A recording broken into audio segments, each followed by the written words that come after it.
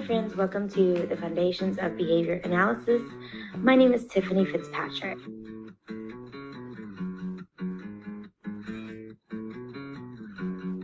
Today we're going to be talking about generalization and maintenance.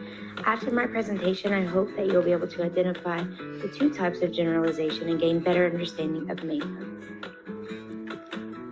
What is generalization? According to Cooper, generalization admits a trained behavior in places or at times without having to be retrained completely in those places or times, or admits functionally related behaviors that were not taught directly.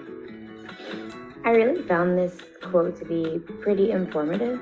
If generalization did not occur, each response would have to be learned in every specific situation. I hope this helps. Response generalization. What is it?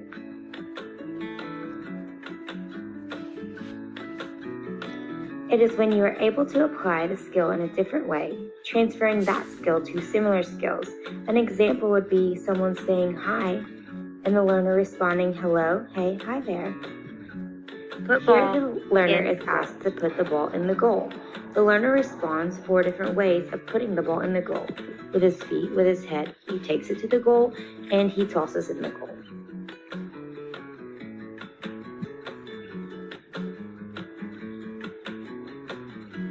In response generalization, you have your stimulus, and then you have 4 responses.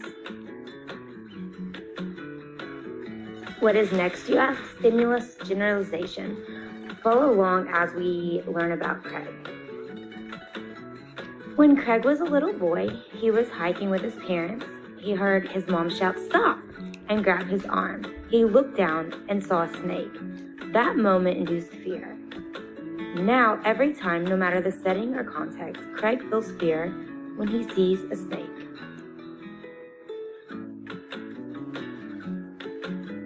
Craig sees a snake on a sign. He's scared. He sees a different colored snake and also a drawing of a snake. Any of them elicit fear.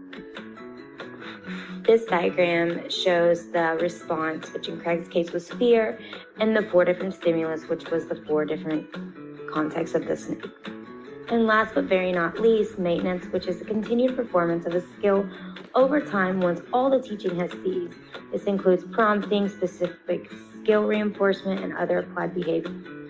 I hope you all enjoyed my slide, and I hope you take away something from this. Feel free to pause the slide to check out my references and recap.